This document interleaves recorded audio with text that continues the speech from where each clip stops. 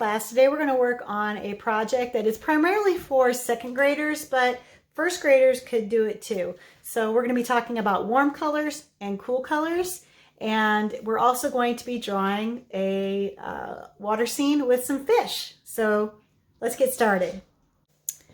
Okay, when we talk about warm colors and cool colors, we're talking about color families.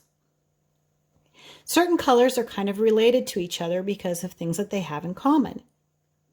If we're talking about cool colors, we are talking about blue and different colors and values of blue. We're like this one right here. So it can be any blue. We're talking about green. And we're talking about purple. Hopefully that turns out purple enough on the camera. Then when we talk about warm colors, we're talking about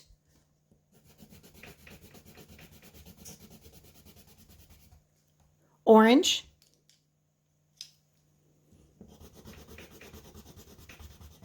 yellow,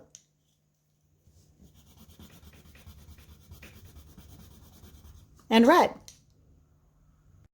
Why do we call these colors warm and cool? Well, whenever we think of blues and greens, we think of ice and water and grass that's cool underneath your feet. So that's why those colors are associated with cold things, and they're called cool colors, because that is our response to those colors, is to think of things that are cool or cold. Warm colors are called warm colors because they remind us of things that are hot, like lava, fire, the sun. So that's why those colors are associated with warm or hot things. And that's how we end up using them.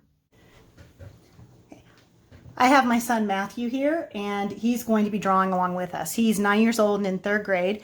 The activity that we're doing is more gauged towards second graders, but he's going to help out anyway. I've got my cool colors here that we talked about, my blues and my purples, and green is also considered a cool color.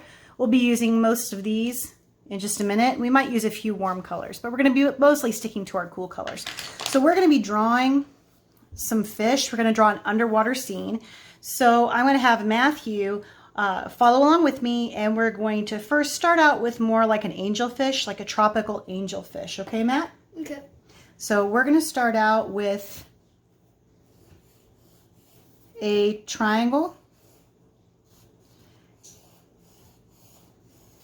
And it's facing this way. You can tell by how many fingers I have right here about how big it is. If you can still see a little bit of it peeking out around your 2 fingers, then you've got it about the right size. I'm working a little bit this way from the middle of my paper. The tip of it's almost in the middle of my paper. So you want to try and draw the same size that I draw.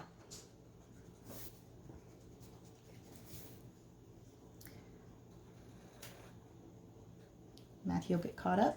Okay. Now we're going to add the tail. Like that. Make 2 little things sticking off the back side of him. Be careful about the size that you make it. You don't want to make the tail bigger than the body on this fish. So you want to be careful about that. And then I'm going to close this up. So I've got his little kind of boomerang looking tail right there. Then I'm going to create his face. I'm going to go like this with a curved line. And I'm going to put on his eyeball and little mouth. I'm going to give him a little bit of a smile. Now I'm going to go through, I have my simple shapes down, and I'm going to kind of bring everything together with a nice outline that kind of brings all my pieces together. And then I can get rid of any old parts from my structure lines, from my shapes. Those are called structure lines.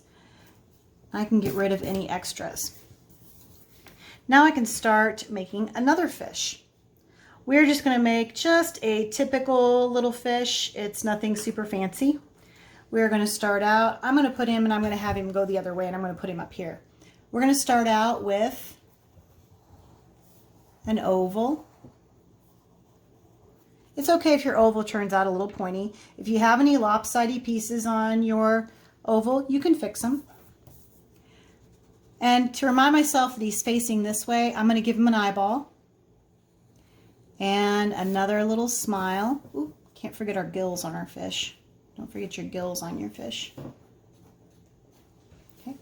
Now we're going to put his top fin, which is going to be a little triangle. The whole time you're drawing, make sure the shape and size of what you're drawing works with the other things you've already drawn.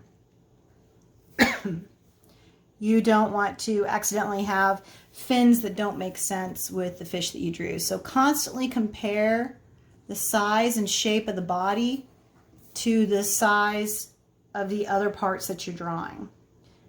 Put two little lines out here. And we're going to do like we did on our starfish. Put a little V right there. There's a nice little fish. If we want to, we can kind of put a little line right here showing where his face is. Now I'm going to draw a jellyfish. Now, whenever we're drawing anything unfamiliar, we want to ask ourselves, do we use a circle, square, triangle, rectangle? Matthew, what shape do you think we should use? Circle, square, rectangle, or triangle? Jellyfish. Or can we cut one of those in half? Circle. Okay, so can we cut it in half? Yeah. Use a half circle. So I'm going to put my jellyfish right here. And I'm going to use a half circle. There's my half circle. And then I'm going to put the jellyfish tentacles. I'm not exactly sure if that's the right term, if that's what they have. Tentacles, feelers. If you've ever ran into a jellyfish or a Portuguese man of war at the beach, ooh, they're not fun. Matthew's big sister, Monica, got stung by one when we were in Galveston years and years ago before he was born. It was not fun. Okay. And if you want to, you can put some little decorative spots on your jellyfish.